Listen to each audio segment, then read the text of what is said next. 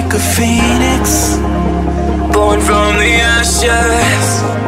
I take care of my own. Torn down where assassin, you can't suffocate my spirit, 'cause I'm the king of my own throne, my own throne.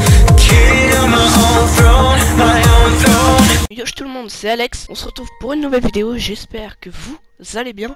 Pour ma part, ça va plutôt nickel, donc aujourd'hui on se retrouve pour la review de l'épisode 120 de Dragon Ball Super. Donc avant que la review commence, je t'invite à laisser un petit pouce bleu, à t'abonner si ce n'est pas déjà fait, et à commander et à commenter pour me donner ton passage préféré de l'épisode. Ça me ferait hyper plaisir, et nous on commence maintenant. Donc l'épisode commence, donc on a les Zeno qui regardent un petit peu leur Godpad et qui se rendent compte qu'il ne reste plus beaucoup de participants. Et le Daishiken dit que là ça rentre vraiment dans le côté intense du tournoi, ça va vraiment être là que tout va débuter, enfin que ça va être assez... que ça va être là le plus violent en gros. Donc ensuite on a les guerriers de l'univers 16, donc Gohan, Goku et Vegeta qui regardent combien d'univers il reste. Donc Goku il dit je pense qu'au final on va affronter l'univers 11, et t'as Gohan qui lui dit quand même attends papa, il reste quand même l'univers 3. Donc Goku lui il veut juste se fight contre Jiren, ils sont bas les reins de l'univers 3. Donc ensuite le Daishi, le dieu de la destruction de l'univers 3 ordonne à ses robots d'aller se battre contre l'univers 7. Donc un gros combat s'engage donc entre tout l'univers 3 et tout l'univers 7. Donc là c'est vraiment magnifique. C'était un très bon épisode au passage. Et donc t'as Vegeta et Goku qui font un petit peu des trucs ensemble, parce que Goku il est un petit peu mal, enfin il est pas super en forme.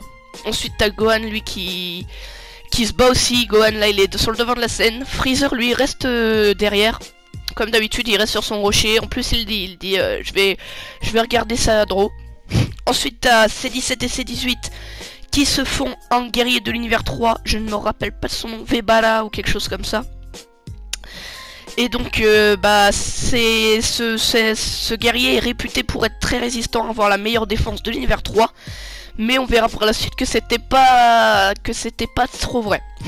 Donc Gohan décide de se faire l'univers 3 à lui tout seul. Donc il dit à Vegeta et Goku de rester derrière. Et il se débrouille bien. N'empêche qu'il se débrouille très bien. Il arrive à repousser l'univers 3. Pendant que Goku et Vegeta gardent leur endurance. Parce que Gohan il a bien compris que contre l'univers 11 c'est pas lui qui allait battre Jiren. Donc c'est pour ça il essaye que Vegeta et Goku gardent un petit peu d'endurance pour après aller se taper contre Jiren. Donc ensuite C17 et C18 se sont arrêtés donc le combat, parce qu'ils se tapaient et tout, ils se déplaçaient en se battant avec l'autre guerrier de l'univers 3. En gros le guerrier de l'univers 3 les a repoussés. C17 et C18 ils balancent des petites boules de ki. Peu à peu ils montent la puissance. Ça détruit l'armure du guerrier de l'univers 3. Ensuite on a C18 qui met un gros coup de pied, parce qu'en fait le mec de l'univers 3 il a explosé, parce qu'il avait perdu son armure, donc il a explosé. Et là t'as C18 qui lui met un gros coup de pied. Je sais pas ce qu'ils ont les androïdes C17 et C18 à mettre des coups de pied dans les gens, mais là c'est un petit peu critique. Donc en gros voilà, un guerrier en moins pour l'univers 3. Voilà. Ensuite, ce n'est pas fini, le Daishinkan, le dieu de la destruction si vous préférez, de l'univers 3, demande à Pepperoni ou Paperoni, je sais plus, de faire fusionner, d'utiliser le plan X. Donc ils utilisent le plan X, donc ils fusionnent, ils s'assemblent, hein, comme on le savait très bien, ils s'assemblent, et voilà, ils sont assemblés. Gohan veut toujours se battre seul, donc Gohan arrive à les gérer. À un moment Gohan se prend les 2 points de ce robot fusionné. En gros Gohan arrive à l'arrêter, arrive à arrêter les 2 points. Et grâce, il se dit l'univers 7 va gagner, et donc il arrive à repousser le robot. Et là Vegeta et Goku arrivent, mettent un gros coup de pied dans la fusion. Et le robot est dégagé. Ensuite t'as Vegeta qui dit à nous 3 on devrait l'éliminer en un rien de temps.